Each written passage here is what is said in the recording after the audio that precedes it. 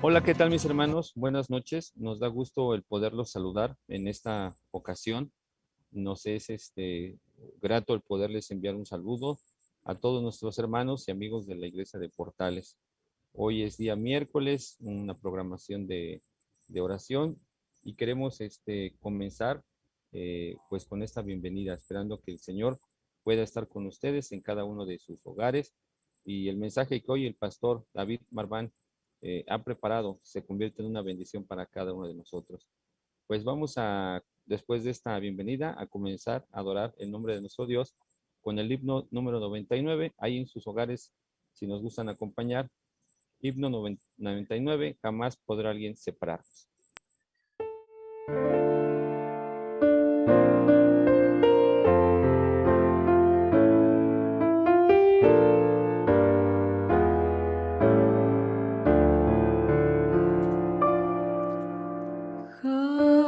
Jamás podrá alguien separarnos de Cristo nuestro Redentor, ni cosa alguna arrebatarnos el gozo de su tierno amor, ni luchas, pruebas o dolores, ni amenazas o aflicción, ni aun este mundo y sus honores, su pompa, gloria y tentación. Con furia loca lo azotaron y así humillaron al Señor, y sin piedad atravesaron las manos de mi Salvador.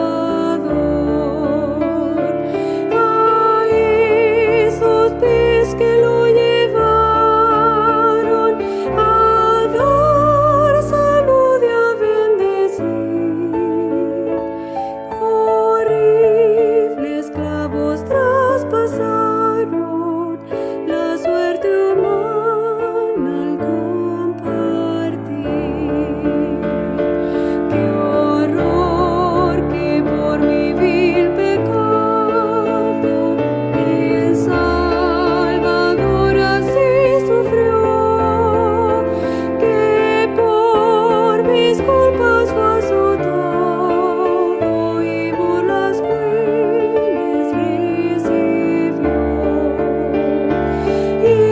Ingratos hemos de alejarnos de aquel que tanto nos amó,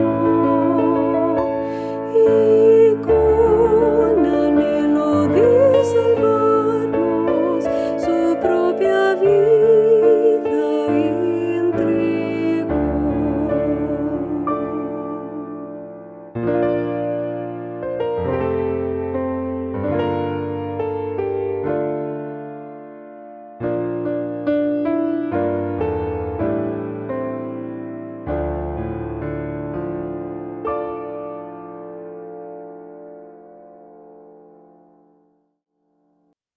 Después de haber adorado el nombre de nuestro Dios con este canto, vamos a entonar, bueno, a invitarles a que abran sus Biblias en el libro de Apocalipsis, capítulo 12, versículo 17, que es donde se encuentra nuestra lectura bíblica de esta tarde. Y la palabra de Dios dice de la siguiente manera: entonces el dragón se llenó de ira contra la mujer y se fue a hacer guerra contra el resto de los descendientes de ella, los que guardaban los mandamientos de Dios y tenían el testimonio de Jesucristo. Palabra de Dios. Vamos a inclinar nuestro rostro en esta noche para pedir la bendición de Dios y podamos nosotros consagrarnos ante el tema de esta noche que el pastor, como instrumento de Dios, ha preparado para cada uno de nosotros. Oremos. Bondadoso Padre y amado Dios, en esta noche, cuán agradecidos estamos contigo por las bendiciones que derramas en la vida de cada uno de nosotros. Sabemos, querido Dios, que somos indignos de todo y que tú aún con ojos de amor y compasión nos ves y nos otorgas de tus misericordias.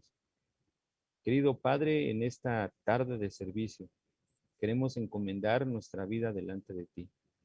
De manera especial, querido Padre, queremos poner en tus manos al pastor Marván, que tú puedas usarlo como un instrumento tuyo, que el mensaje que se ha preparado en esta noche pueda, Señor, ser aquel que la vida de cada uno de nosotros necesita. Permite, querido Padre, que aquellos hermanos que están pasando por alguna prueba, situación difícil, sean bendecidos por ti. Perdona nuestras faltas, Señor Jesús. Perdona nuestras malas actitudes, nuestros pensamientos equívocos.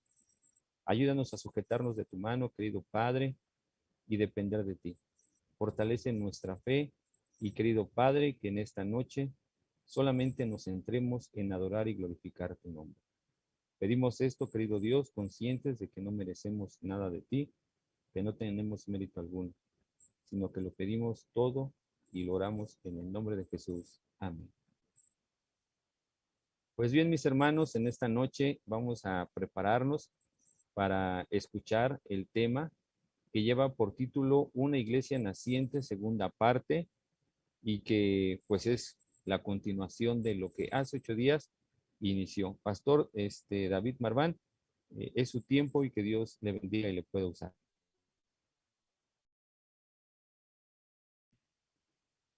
Muchas gracias, hermano Carlos. Feliz noche para todos y cada uno de ustedes, apreciados hermanos. Estamos contentos porque el Señor nos permite reunirnos aún a la distancia para que podamos estudiar su palabra, para que podamos meditar en ella. Estamos agradecidos con Dios también por la tecnología y porque en este tiempo está siendo fundamental para que podamos llegar hasta donde ustedes se encuentran en sus hogares. Algunos inclusive de camino de trabajo a casa me han dicho algunos hermanos, y estamos contentos porque la tecnología nos ayuda, así que vamos a orar por los que están pues al frente de la tecnología, los que se encargan de hacer todas las transmisiones.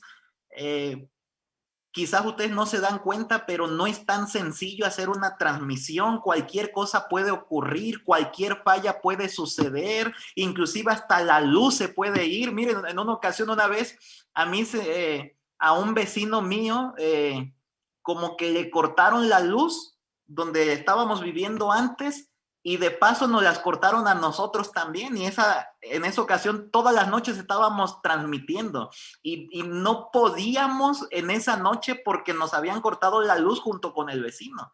Afortunadamente, un par de horas antes de la transmisión llegaron los de CFE, entonces indagaron, se dieron cuenta que nosotros estábamos al corriente con todos los pagos y lo pusieron la luz y pudimos transmitir. Lo que quiero decir es que necesitamos estar orando para que las transmisiones puedan llegar a muchos hogares. Es más, invitamos y les recordamos que estos enlaces lo puedan compartir con otras personas para que podamos llegar a muchas más personas de las que estamos llegando en estos momentos.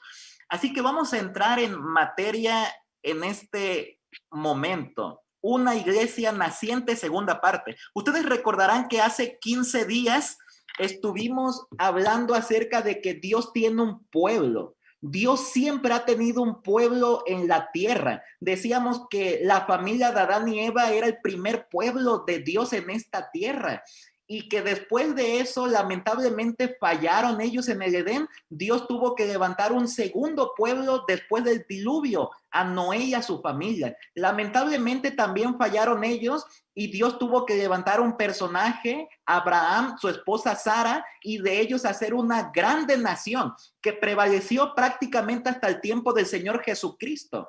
Y en el tiempo del Señor Jesús, el Señor levantó lo que conocemos como la iglesia primitiva del primer siglo, o la iglesia cristiana del Nuevo Testamento, pero lamentablemente vimos que, como Pablo había profetizado ya, el hombre de pecado, el hijo de perdición, lamentablemente también falló ese movimiento y después tuvieron que venir algunos reformadores y Dios siempre ha tenido personas que han sido fieles a su palabra, a su mensaje, a sus mandamientos y que se han mantenido firmes, no importando lo que sucede alrededor, no importando inclusive su propia vida misma.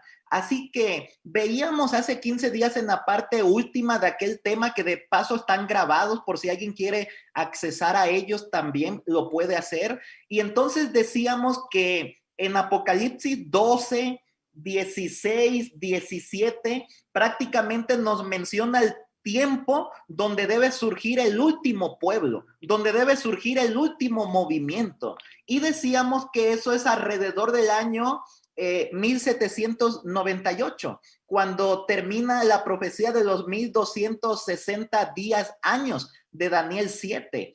Así que en ese periodo de tiempo es en el que nos encontramos ahora, al finalizar la profecía de los 1260 días, años, y alrededor del año 1798, 1800. Y miren, si nosotros analizáramos la historia en ese tiempo, nos daríamos cuenta que alrededor del año 1840, muchas personas, muchos predicadores proclamaron la venida de Jesús, tanto en Europa como en otras partes del mundo. Se establecieron sociedades misioneras, las sociedades bíblicas se multiplicaron, la Biblia fue traducida a 112 idiomas y dialectos entre 1800 y 1844. Es importante mencionar que estas traducciones fueron más que todas las de los siglos anteriores sumadas. Así que estaba habiendo un reavivamiento sumamente extraordinario. Y alrededor del año 1800 también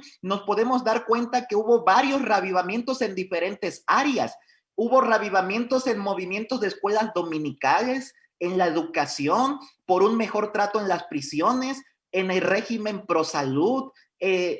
Había mujeres reformadores que estaban en favor de los derechos de las mujeres, en cuanto a la abolición de la esclavitud también. Y lo interesante era que todos esos reavivamientos tenían, en diferentes áreas, tenían tinte religioso. La base de todos esos reavivamientos era la religión misma. Saben que en ese tiempo, alrededor del año 1800, muchas personas estuvieron estudiando exclusivamente las profecías bíblicas tocantes a las profecías de Daniel y de Apocalipsis en cuanto a los 1260 días, años. Y había exponentes tanto en Europa como en Norteamérica. En Norteamérica hubo un personaje muy célebre de nombre William Miller o Guillermo Miller en español. Saben que él nació en un hogar cristiano, pero a pesar de que nació en un hogar cristiano, varios años después tuvo que abandonar sus creencias cristianas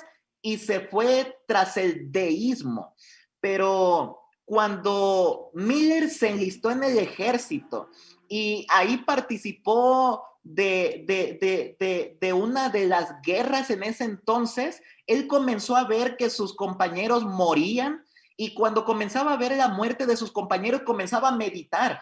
El deísmo, decía él, no trae una buena esperanza para mí en cuanto a lo que sucede después de la muerte. Por lo tanto, tengo que buscar respuestas. Y las respuestas las comenzó a encontrar en la Biblia y en el cristianismo. Por lo tanto, el escepticismo de Miller duró hasta 1812, donde en el ejército había escalado hasta capitán, pero después de eso, él se convirtió en un estudiante fervoroso de un solo libro, de la escritura bíblica. Y saben que Miller comenzó a estudiar la Biblia en una forma metódica y sistemática. ¿De qué manera lo hacía Miller? Únicamente adquirió una concordancia de Cruden y tomaba el texto bíblico y avanzaba de un texto a otro solamente cuando entendía el texto anterior. Y de esa manera comenzó con el Génesis.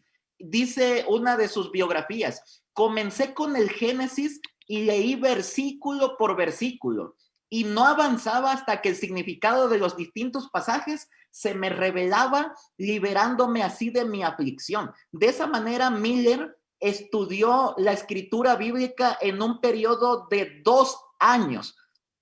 En esos 2 años, Guillermo Miller o William Miller encontró a través del estudio varios principios que podía aplicar a la interpretación de las escrituras. Encontró de hecho 14 principios. 5 de ellos estaban basados en la aplicación general de toda la escritura bíblica, mientras que los últimos 9 se referían en forma más específica a la interpretación profética. Y después de ese estudio de 2 años, Miller llegó a la conclusión de que en alrededor de 25 años, desde aquella fecha en la que se encontraba 1816, es decir, hasta 1843, todos los asuntos de nuestro estado presente llegarían a su fin, dijo Miller, y Cristo regresaría. Pero, ¿de qué forma Miller había llegado a esa conclusión? Es importante mencionar que Guillermo Miller no era el único que se interesaba en las profecías que hablaban de regreso de Jesús. Saben que muchos eruditos en aquella época emplearon el principio de día por año para la profecía bíblica, de las cuales hablaba Daniel capítulo 2, capítulo 7, capítulo 8 y también Apocalipsis. Ellos se interesaron precisamente en la profecía de los 1260 días que aparecen en mencionados libros.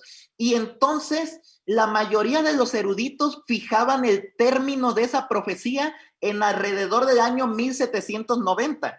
Pero resulta que Guillermo Miller fechaba el fin de esa profecía exactamente el 15 de febrero de 1798.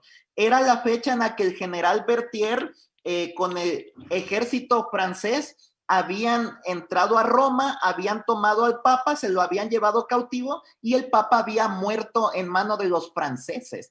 Así que al inicio del siglo XIX hubo muchos eruditos que comenzaban y estudiaban la profecía bíblica, los 1260 días, y por lo tanto los libros se multiplicaron. Uno de los historiadores de aquella época, Leighton Fromm, en uno de sus libros, bueno, más bien en una enciclopedia, La fe profética de nuestros padres se titula, él expuso allí que en aquella época había más de 65 expositores en 4 diferentes continentes entre 1800 y 1844 que predijeron que la profecía de los 2300 días se cumpliría alrededor de los 1843 y 1847. ¿Qué sucedió aquí?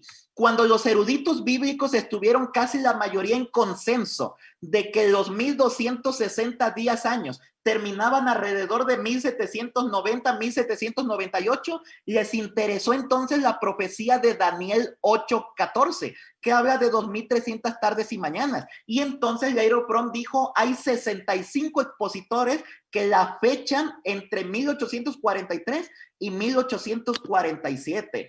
Pero saben que aunque había muchos expositores, y la mayoría de ellos, a decir verdad, se encontraban en la zona de Europa, como veíamos hace 15 días atrás. Pero ¿saben qué es interesante mencionar?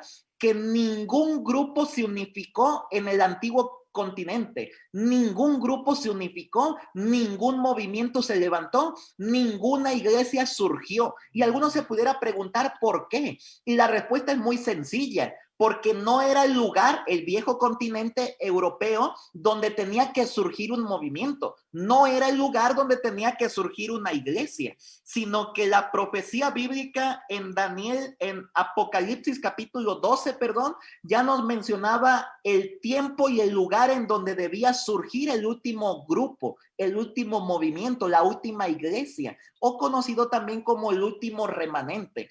Aunque muchos expositores estaban de acuerdo que era entre 1843 y 1847, el evento de lo que iba a suceder, había muchas opiniones diferentes. Es decir, algunos pensaban que al finalizar los 2300 días comenzaría o sucedería el regreso de los judíos a Palestina, pensaban algunos. Otros pensaban que era el inicio del juicio final. Otros pensaban que era la caída del islamismo. Otros pensaban que era el inicio del milenio. Otros pensaban la purificación de la iglesia, la restauración de la verdadera adoración o inclusive el inicio del Armagedón, como lo menciona ya Apocalipsis 16. Aunque muchas personas tenían sus propias ideas en cuanto a esos eventos, Guillermo Miller también tenía sus propias ideas acerca de ese acontecimiento. Guillermo Miller estaba de acuerdo que era alrededor de 1843, pero tenía una idea diferente. En Daniel 8:14 decía Guillermo Miller, aparecen 13 elementos que deben ser explicados. Allí menciona hasta 2300 tardes y mañanas el santuario será purificado.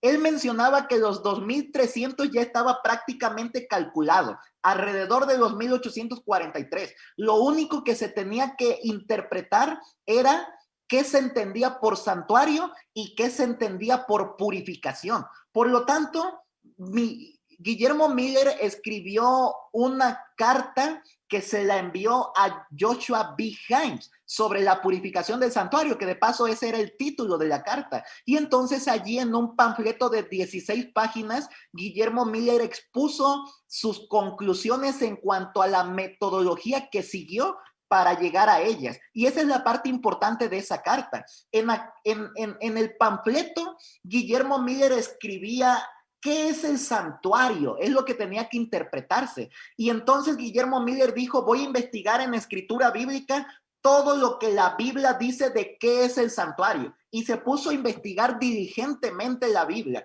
y llegó a 7 respuestas de qué es el santuario. Y entonces Guillermo Miller por allí enumeró a Jesús, el cielo, Judá, el templo de Jerusalén, el lugar santísimo, la tierra y la iglesia. Y después de ello, Guillermo Miller dijo, tengo que ir eliminando uno por uno para ver quién es el que es el santuario. Y entonces dijo, Jesús no necesita ser purificado, por lo tanto no es Jesús. Así que eliminó a Jesús de la lista. El cielo tampoco necesita ser purificado porque todo es perfecto en el cielo, por lo tanto no es el cielo. Y así fue una tras otra. Y llegó a la conclusión de que el santuario tenía que ser o la tierra o la iglesia.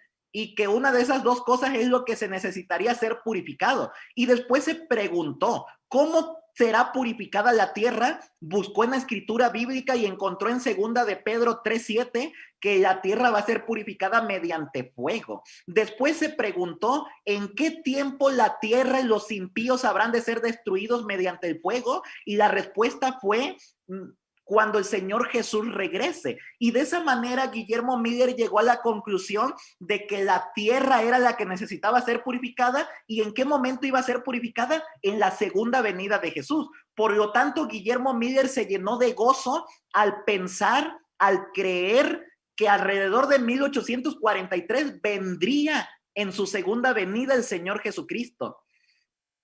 Una de las contribuciones que Guillermo Miller tuvo a la teología de aquella época tuvo que ver con el premileniarismo. ¿Qué es el premileniarismo?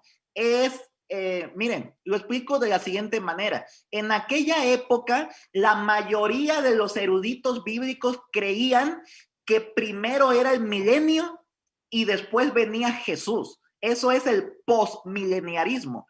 El pre, como el sufijo lo indica, es antes de tal manera que el premileniarismo Miller decía, no, primero viene Jesús y después es el milenio. Y entonces, debido a que Miller tenía una teología diferente a la teología de la época, él tenía temor de predicarlo. Por lo tanto, dedicó 5 años más para estudiar su postura. Y después de esos 5 años, se sintió más seguro que nunca de que el Señor Jesucristo regresaría alrededor de 1843. Saben que fijar fechas en aquella época no era algo novedoso. Hoy día, pues, cuando alguien fija una fecha de algo bíblico, ya lo analizamos y decimos, eso no puede ser posible, porque en nuestra época nadie se la pasa fijando fechas, pero en aquella época no era novedoso. Había muchas personas que fijaban fechas, predicadores, entre ellos fijaban fechas de 1866, de 1697, 1716, 1736, por mencionar algunas. pero saben que ninguno de esos predicadores obtuvo tanto la atención como Guillermo Miller. Y posiblemente la popularidad de Miller se debió a que sus cálculos proféticos eran sumamente exactos.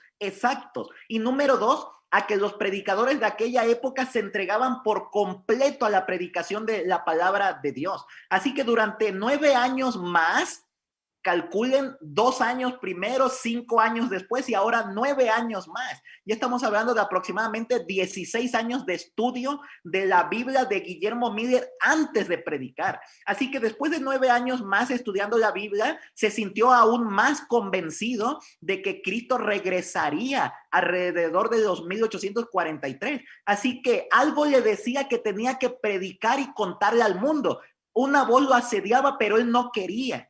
No quería por la simple y sencilla razón de que no era predicador, no predicaba, jamás había predicado. Una ocasión por ahí lo habían invitado a leer un panfleto en una iglesia, pero no era predicador. Así que entonces Guillermo Miller hizo una promesa. Y saben que esta parte a mí me encanta de la historia de Guillermo Miller. Hizo una promesa diciendo, mira, Señor, si alguien me invita a predicar, entonces predico. Si nadie me invita, no predico. Cuando Miller escribió eso, sintió que toda su carga se desapareció. Se regocijó, se sintió contento porque Miller tenía la idea de que ninguna persona lo iba a invitar. Si hasta ese momento jamás lo habían invitado, ¿cómo a partir de ese momento lo iban a comenzar a invitar? Pero saben que una de sus biografías dicen que ni siquiera había pasado media hora. Otras biografías dicen 1 hora. Ni media ni 1 hora había transcurrido cuando llegó la primera invitación.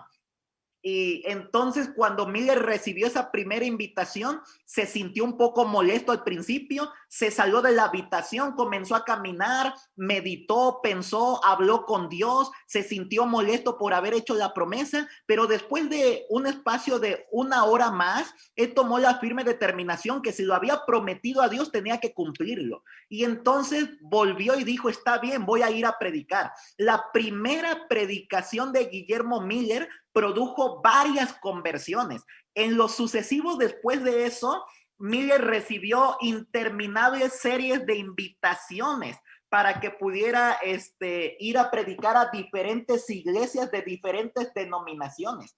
Para 1830, ya varios pastores habían convencido de que Cristo regresaría para 1843.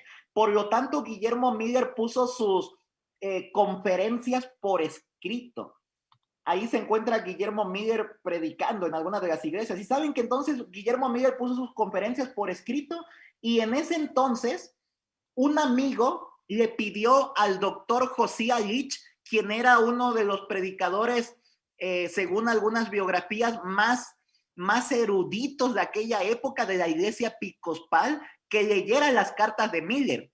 Y le dijeron, mira, este personaje está predicando que Jesús va a regresar en tal época, por lo tanto, estúdialas. Josiah Litch, repito, era el erudito de aquella época. Le dijeron, analiza las cartas, las conferencias de Miller y encuentra dónde están los errores para que podamos rebatir lo que él está predicando. Entonces, Josiah Litch aceptó de mala gana, comenzó a estudiar las conferencias de Guillermo Miller para demostrar que pues Guillermo Miller estaba equivocado, pero mientras más leía las conferencias de Guillermo Miller, más se fascinaba y al finalizar de leer las conferencias de Guillermo Miller, no únicamente quedó convencido de que Miller tenía razón, de que Jesús regresaría alrededor de 1843, sino que también él sentía que debía predicar a todo el mundo la cercanía del advenimiento de Jesús. Así que a partir de ese momento, Guillermo Miller comenzó a ser más conocido. Quizás uno de los pastores que más impactaron el movimiento de Guillermo Miller, que más adelante se conocería como un movimiento millerita, fue el pastor Joshua B. Himes. El pastor Joshua B. Himes era uno de los pastores muy influyentes de la ciudad de Boston, en la calle Chardon. Y resulta que Joshua B. Himes participaba o era miembro de un movimiento religioso conocido como Conexión Cristiana. En noviembre de 1839, en New Hampshire, llegó junto con un grupo de ministros para escuchar, predicar y las enseñanzas de Guillermo Miller. Como resultado de esa ocasión que lo visitó, quedó fascinado. El mensaje de Guillermo Miller lo atrapó y entonces Joshua B. Himes dijo que él predicaría también lo que Miller estaba predicando. Y entonces Joshua B. Himes le preguntó a Guillermo Miller, oye, ¿y por qué nada más te encuentras predicando en las iglesias pequeñas? Este mensaje es tan poderoso que lo tenemos que llevar a las grandes ciudades, a las grandes iglesias. ¿Por qué no has ido para allá? Y entonces Guillermo Miller contestó, lo que pasa es que nadie me ha invitado para que participe allá. Yo hice una promesa que a donde me inviten yo voy. Y entonces a Joshua B. Himes se le ocurrió una grandiosa idea. Dijo, bueno, prepárate porque de ahora en adelante las puertas de todo Estados Unidos se van a abrir para este mensaje extraordinario. De esa manera, Joshua B. Himes se convirtió en el principal promotor, organizador y publicista del mensaje de que Cristo regresaría alrededor del año 1843. Miren que después de Joshua B. Himes, el millerismo, el adventismo entiéndase por la segunda, los que esperan la segunda venida de Jesús, no volvió a ser lo mismo.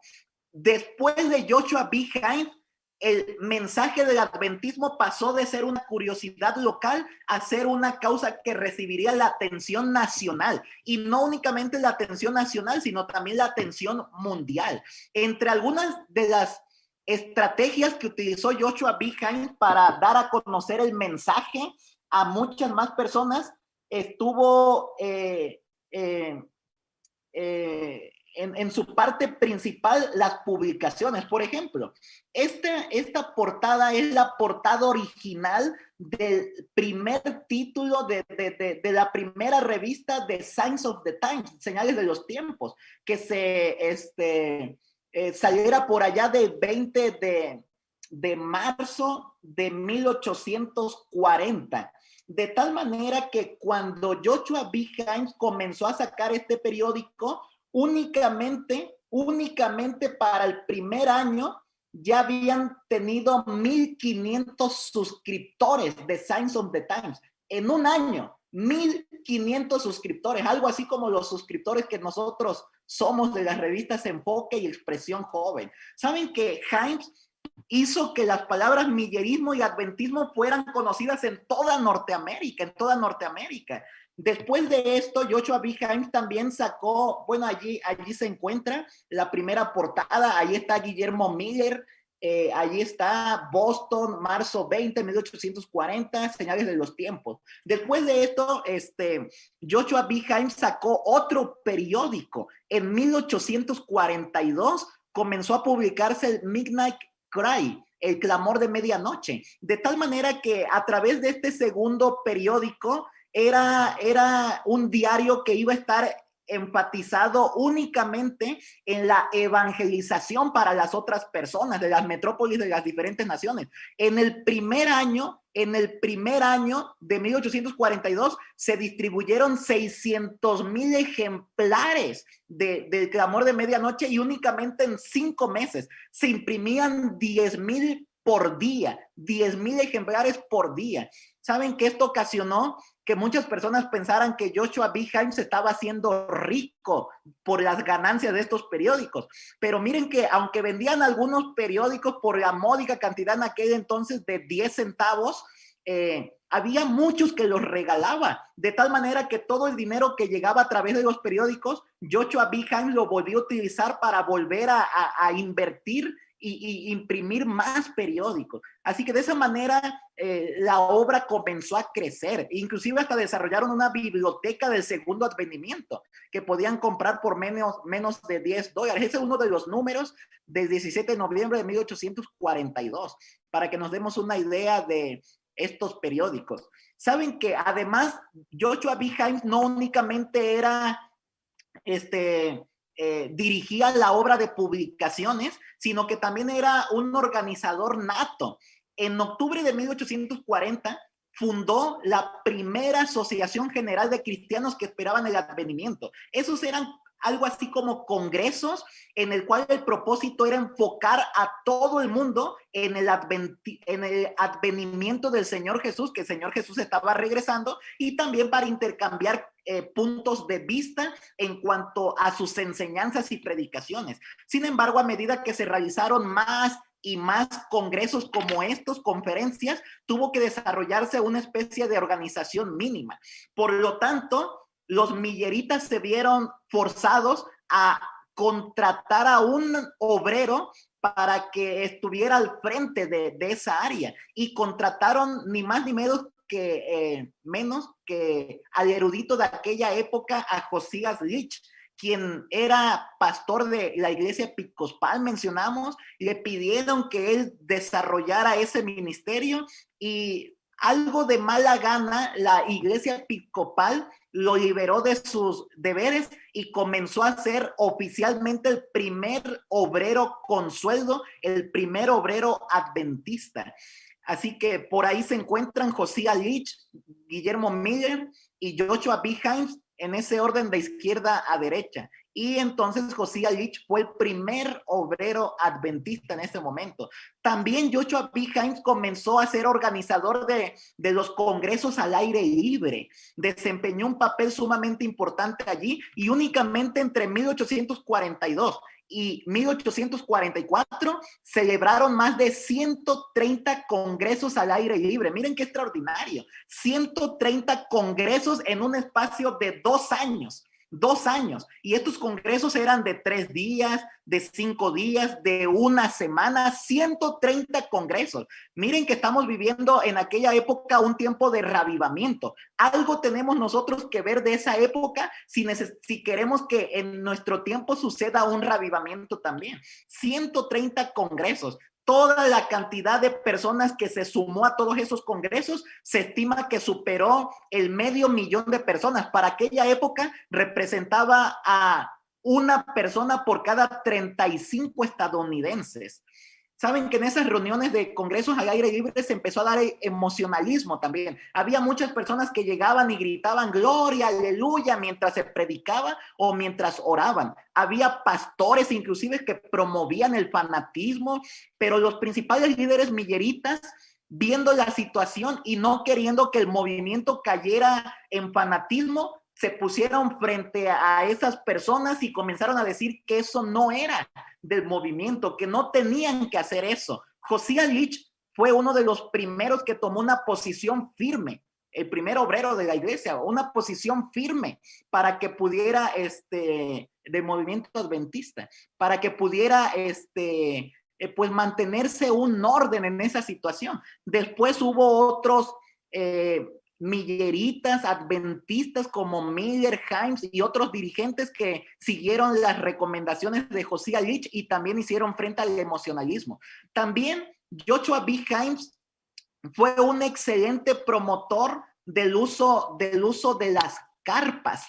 Saben que en aquel entonces se cree que este movimiento adventista tenía la carpa más grande en todo Estados Unidos de Norteamérica. Esa carpa tenía un diámetro de 36 metros y un poste central de 16 metros de altura, de tal manera que cabían miles de personas allí. Y miren que la carpa era tan novedosa que predicaba por sí sola.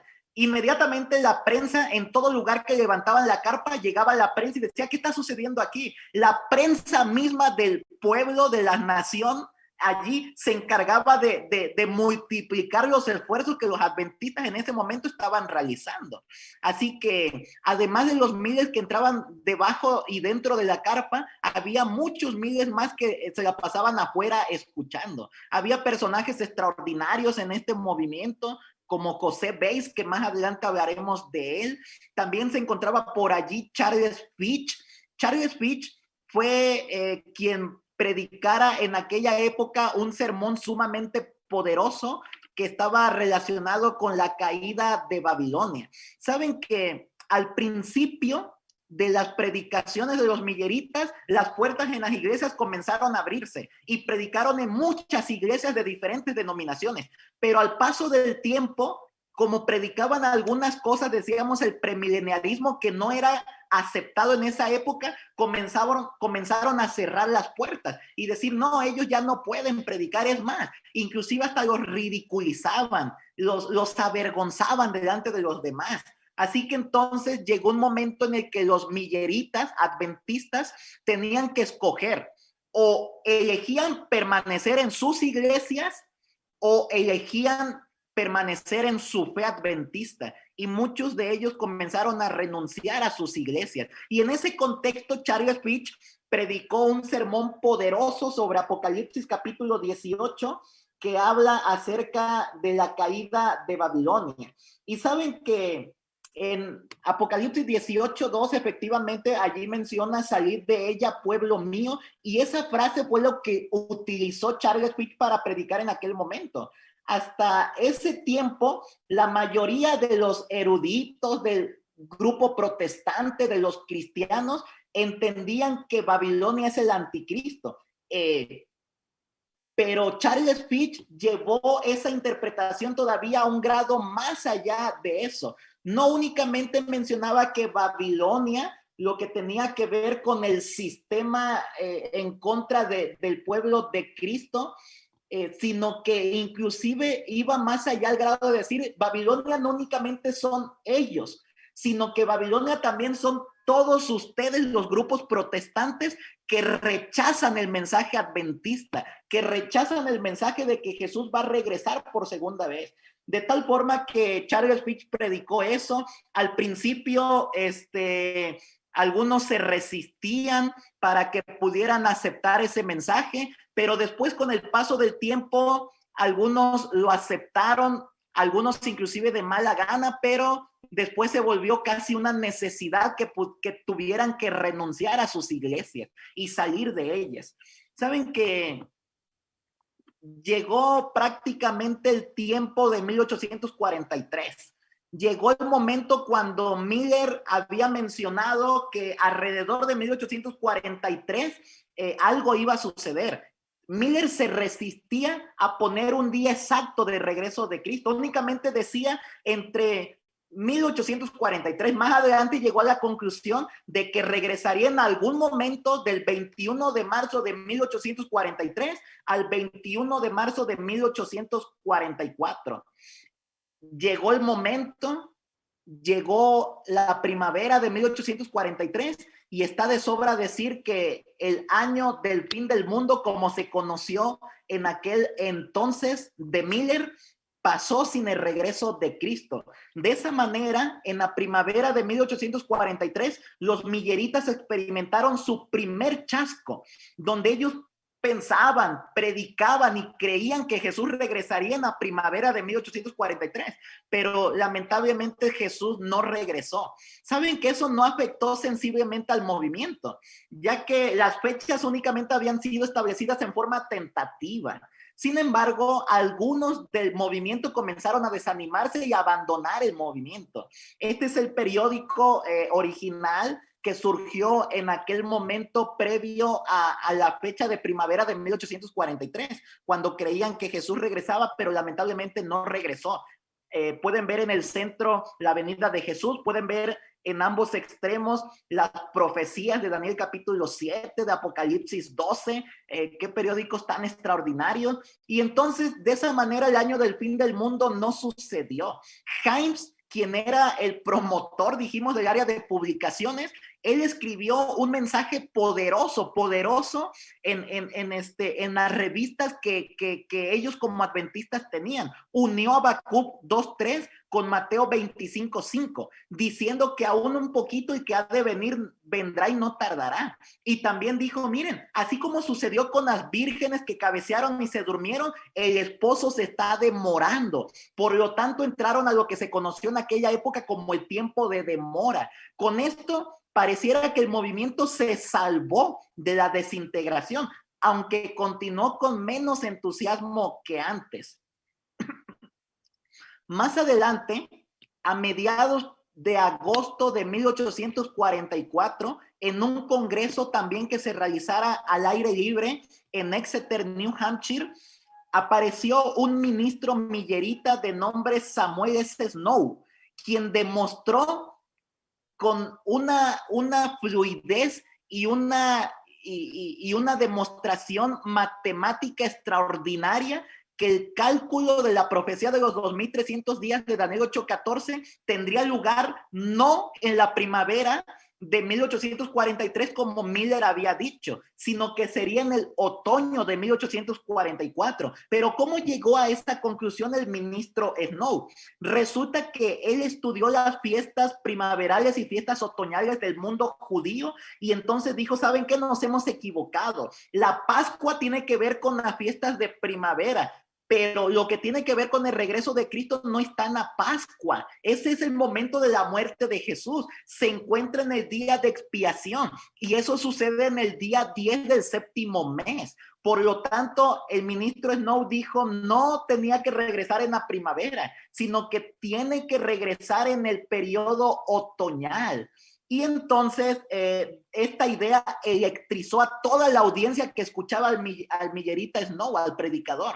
Pero saben que esa conclusión de Snow ya también la había tenido Guillermo Miller. Guillermo Miller también previo al chasco de primavera, allá en Señales de los Tiempos del 17 de mayo de 1843, le mandó una carta a Joshua B. Himes. Y en esa carta Guillermo Miller había puesto sus conclusiones diciendo que era muy posible que la venida de Jesús no sucediera en la primavera de 1843, sino que sucediera en el día 10 del séptimo mes, como lo menciona Levítico capítulo 16 y Levítico capítulo 23. De tal manera que Guillermo Miller también había llegado a las mismas conclusiones que el ministro Samuel Snow. Así que varios que escucharon al ministro Snow no estuvieron de acuerdo completamente con su predicación. Es más, inclusive el ministro Snow dijo, miren, es más, yo tengo inclusive el día exacto en el que el Señor Jesús va a regresar. Y eso no le gustaba ni a Guillermo Miller, ni a Himes, ni a Josías Leach. Decían, nadie puede establecer una fecha exacta, pero el ministro Snow dijo, yo sí lo puedo hacer. Yo investigué una secta ortodoxa de judíos caraítas y entonces he llegado a la conclusión de que el Señor Jesús va a regresar el 22 de octubre de 1844. Y entonces cuando dijo esa parte, la audiencia se electrizó aún más y dijo, miren, tenemos que ir y predicar. Recuerden que para ese momento estamos a mediados de agosto de 1844, agosto, septiembre, octubre, estamos a escaso 2 meses de la fecha que está dando el ministro Snow. Él dijo, miren, salgan de aquí, prediquen al mundo entero que Cristo Jesús va a venir pronto. Aunque no les pareció la idea a los dirigentes adventistas, con el paso del tiempo, como que lo fueron aceptando lo que el ministro Snow había predicado en lo tocante al 22 de octubre de 1844. Entre ellos se unieron George Storrs, quien se encuentra en la parte inferior baja derecha.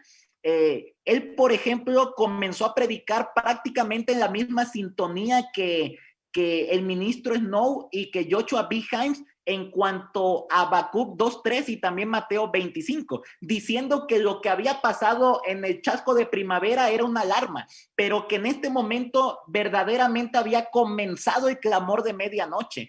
También Guillermo Miller aceptó esta postura hasta el 6 de octubre de 1844, cuando finalmente escribió en las revistas adventistas que estaba entusiasmado con la fecha del 22 de octubre. Josías Leach, el erudito de aquella época, fue quien tardó un poquito más en aceptarlo, pero finalmente el 16 de octubre aceptó y fijó sus esperanzas en el 22 de octubre. Charles Fitch, el que predicara aquel sermón extraordinario en cuanto a la caída de Babilonia, lamentablemente murió unos cuantos días antes del 22 de octubre y murió porque contrajo una fiebre severa después de que bautizó al aire libre en un ambiente frío a 2 grupos grandes de personas, de creyentes que habían decidido aceptar el movimiento adventista.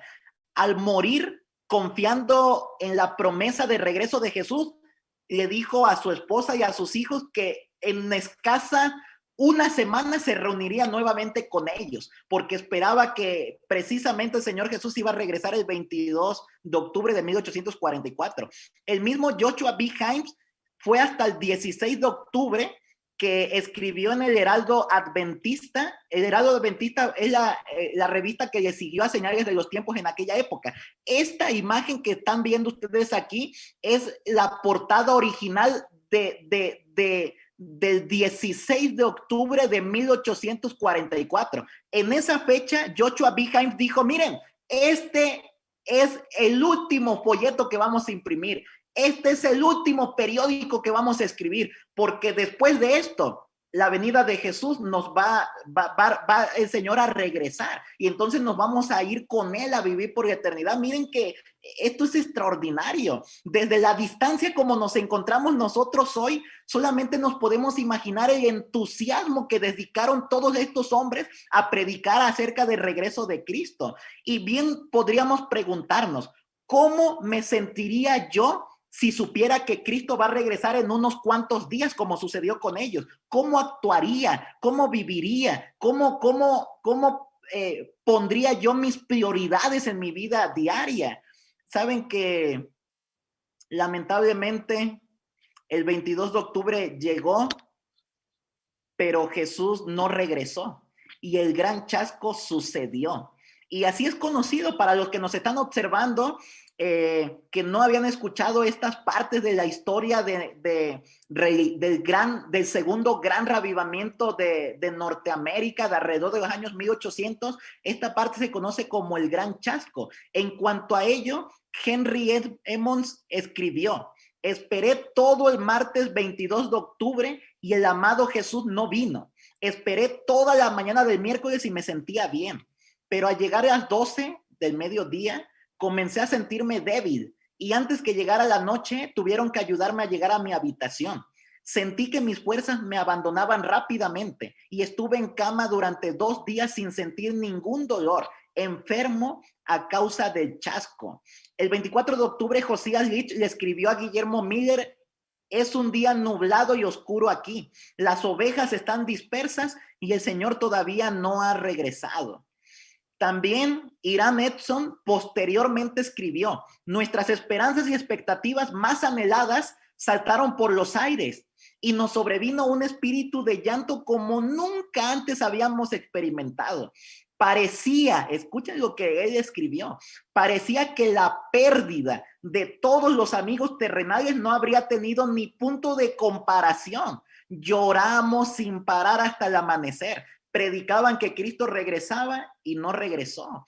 Saben que en ese momento del 22 de octubre, cuando estaban esperando que esto sucediera, tanto propios como extraños estaban esperando esta situación. La gente que predicaba que Cristo regresaba y que se había entregado por completo al movimiento, esperaba con ansias, con gozo que Jesús regresara. Los que no se habían entregado al movimiento también estaban esperando en temor, asustados de que Jesús iba a regresar en esa fecha, pero lamentablemente el Señor Jesús no regresó. Washington Morse también reflexionó y dijo: cuando el hermano Himes visitó Waterbury, Vermont, después de un tiempo, y declaró que los hermanos deberían prepararse para otro invierno frío, mis sentimientos eran casi incontrolables. Abandoné el lugar de reunión y lloré como un niño. Guillermo Miller tenía una actitud positiva, optimista. Sin embargo, también escribió en lo referente al chasco: tal parecía que todos los demonios del infierno se nos habían venido encima. Aquellos y otros tantos que tan solo hace 2 días lloraban pidiendo misericordia, ahora se unían a toda la chusma y se burlaban, escarneciendo y amenazando de una forma en extremo blasfema. Todo lo que acontecieron en el momento del chasco. Yo no sé cómo hubiéramos actuado nosotros si hubiéramos vivido en esa época y hubiéramos predicado con poder también que Cristo Jesús venía pronto y finalmente no vino. Saben que después del chasco, mientras varios adventistas, milleritas estuvieron desanimados y varios comenzaron a abandonar el movimiento, hubo otros que comenzaron a reunirse para orar, para preguntarse qué sucedió. ¿En qué nos equivocamos? ¿Qué parte de la Biblia no entendimos? ¿Qué sucedió? ¿Acaso estamos mal en los cálculos? ¿Acaso estamos mal en el evento? ¿Qué sucedió? Y comenzaron nuevamente a orar y a estudiar la palabra de Dios. En esta parte, el personaje clave fue Hiram Edson, quien era un granjero metodista de la iglesia metodista de Port Gibson, Nueva York.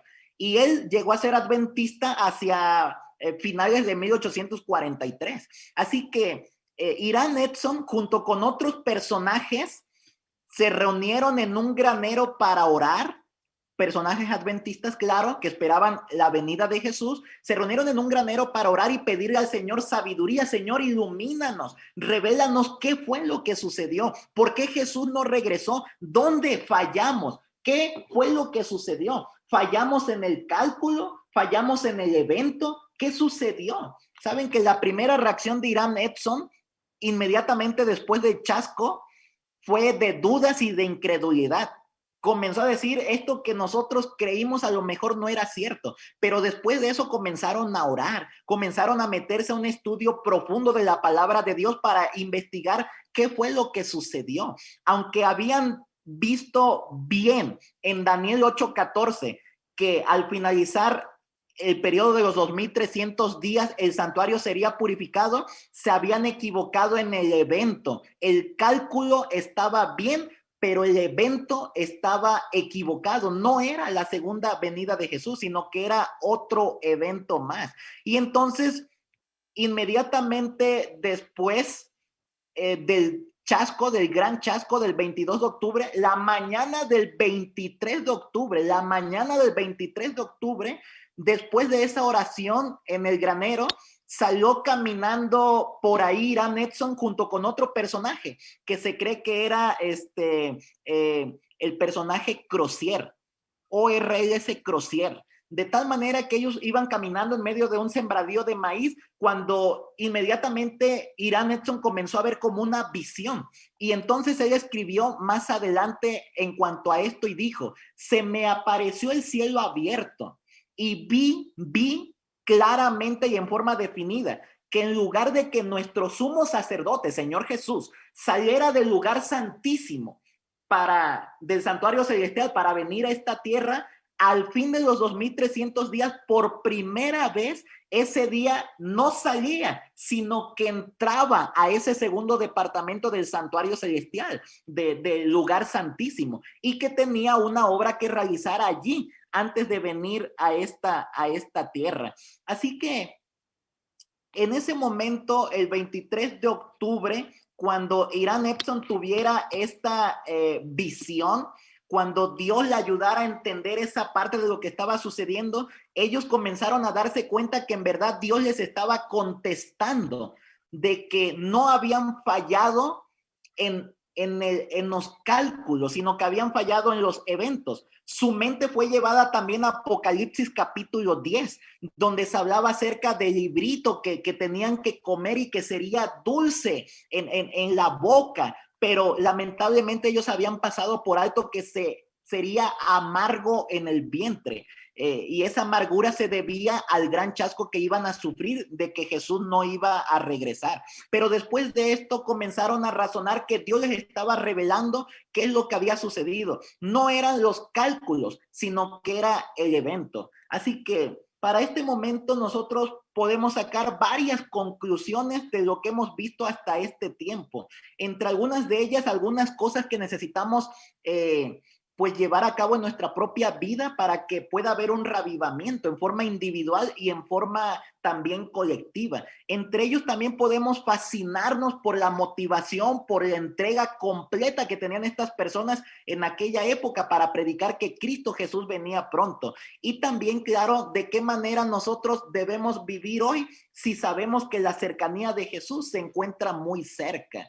Así que en ese contexto, en ese tiempo, alrededor de los 1800, dijimos ya, 1844, en ese lugar, en la zona de Estados Unidos de Norteamérica, debía nacer el último movimiento, el último pueblo, la última iglesia remanente que predicaría al mundo entero que Cristo Jesús regresará pronto. Y Así es como sucedió los inicios de la Iglesia Adventista del Séptimo Día, de la cual la mayoría de los que estamos observando este programa somos miembros. Así que hasta aquí nos vamos a detener. Que el Señor nos bendiga, apreciados hermanos, y que nos ayude para que nosotros también podamos entregarnos en forma completa a la predicación de la palabra de Dios, sabiendo que ahora sí, hoy más que nunca, todo anuncia que la venida del Señor está cada vez más cerca. Que el Señor nos bendiga en esta hora.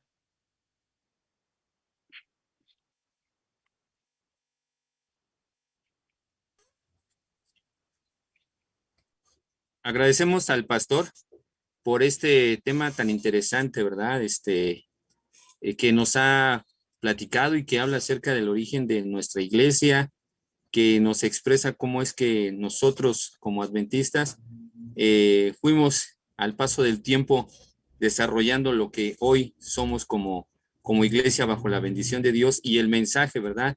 Que tenemos como pueblo, que es una bendición que hay que compartir. En esta noche queremos agradecer a nuestros hermanos que nos acompañaron en las plataformas. Queremos mandarle un saludo a nuestra hermana María del Carmen Ramírez, nuestra hermana Lupita Jiménez, Carmen Solís, nuestra hermana Raquel Escarpulli, nuestra hermana Alice Graviel, a nuestro hermano Felipe Lupercio, Miguel Toribio, a nuestro hermano Trueba, a nuestro hermano Eberto Rivera, nuestra hermana Rosy Cepeda, y a todos aquellos que nos hicieron el favor de acompañarnos. Sin lugar a dudas, creo que es una bendición. Hoy es miércoles de oración. El pastor en un momento más, después del himno, estará orando por cada una de nuestras peticiones, por cada una de nuestras gratitudes. Dice la estrofa del himno que hemos de entonar: hace años escuché que Jesús volverá, con gozo acepté esta verdad. La esperanza firme está, pues ahora bien yo sé que mi Cristo muy pronto volverá. Vamos a entonar las estrofas del himno 186. Posterior a ello, el pastor David Marván nos habrá de despedir en oración en esta noche. Gracias, hermanos.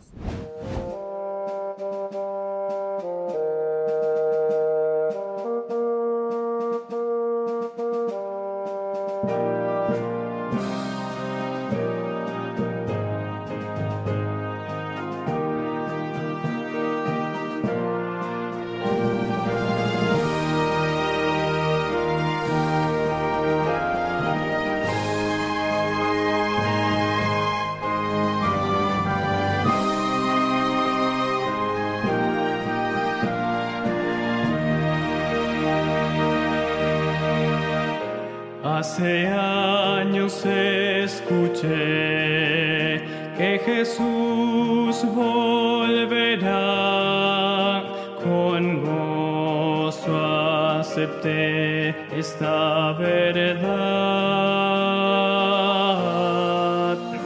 La esperanza firme está, pues ahora bien yo sé que mi Cristo muy pronto volverá.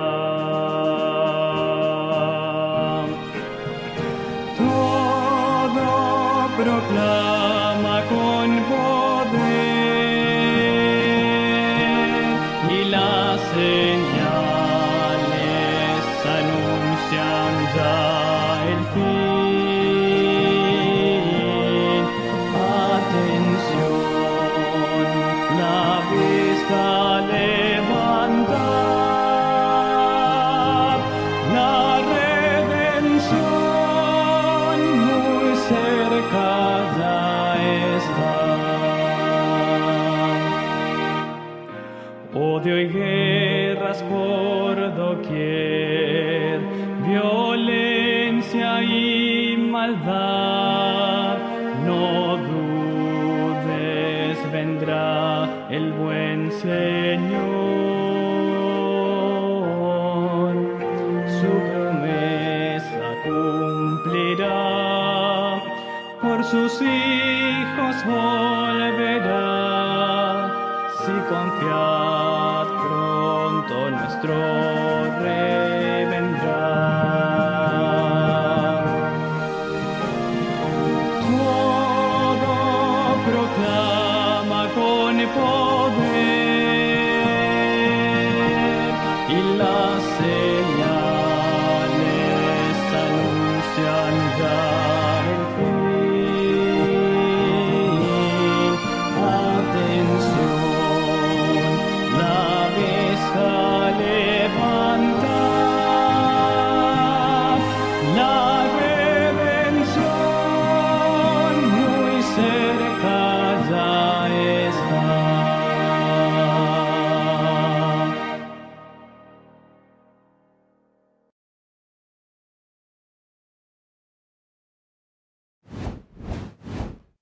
Amén. Qué extraordinario himno, ¿no es cierto, hermanos? Saben que cuando hablamos del gran chasco, es posible que en la mente de más de uno pudiera formularse la cuestión, el pensamiento de decir, pero ¿no será que lo que comenzaron a decir después del gran chasco únicamente fue para tapar lo que había sucedido en el chasco? ¿No será que únicamente se inventaron? ¿Acaso el gran chasco tiene razón? ¿Acaso tiene fundamento lo que dijeron después del gran chasco? Fíjense que la siguiente semana vamos a estudiar eso desde una perspectiva bíblica, el chasco de los discípulos de Jesús. Y se concentrará en Lucas capítulo 24, versículo 21, que va a ser la lectura bíblica de la siguiente ocasión, de la siguiente semana. En este momento les quiero invitar para que inclinemos las cabezas, para que oremos, para que pongamos nuestros pedidos delante del Señor. Es posible que alguno de ustedes haya escrito por allí sus peticiones. Vamos a orar por ellas. Les invito a cerrar los ojos y a orar. Nuestro Dios y nuestro Padre, santificado y glorificado sea tu nombre en esta hora, Señor. Gracias te damos por la vida que nos sigues dando. Gracias, Señor, por tu amor, por tu paciencia. Gracias por la historia bíblica, como lo vimos hace 15 días. Por la historia, Señor, de este tiempo del fin, como lo menciona Daniel capítulo 12, que comenzó desde 1798 para acá. Esa historia que nos dice, de acuerdo a Apocalipsis 12, que es en ese tiempo y en ese lugar geográfico que debe surgir el último movimiento, la última iglesia remanente que predicará al mundo entero que Cristo Jesús muy pronto volverá. Ayúdanos, Señor, para que nosotros podamos vivir cada día con la certeza, con la seguridad de que el Señor Jesús regresará ya pronto por nosotros y que este mundo de dolor, sufrimiento, muerte que estamos experimentando inclusive hoy más que nunca se terminará. Ojalá que el Señor Jesús pueda venir ya pronto por nosotros y nos pueda llevar a ese lugar que ha preparado para nosotros, en el cual viviremos por toda la eternidad. El apóstol Pablo menciona que lo que el Señor ha preparado no ha subido a nuestra imaginación, ni siquiera es algo que la mente humana pueda concebir o algo que hayamos escuchado o alguien que alguien haya visto, sino que tú tienes preparado, Señor, algo extraordinario para nosotros. Ayúdanos para que podamos nosotros también prepararnos y cuando aquel grande acontecimiento venga y el Señor Jesús regrese, nos podamos ir contigo a vivir por la eternidad. Gracias, Señor, porque tú eres un Dios extraordinario con nosotros, poderoso, porque estás dispuesto a inclinar tu oído y a escuchar nuestras peticiones.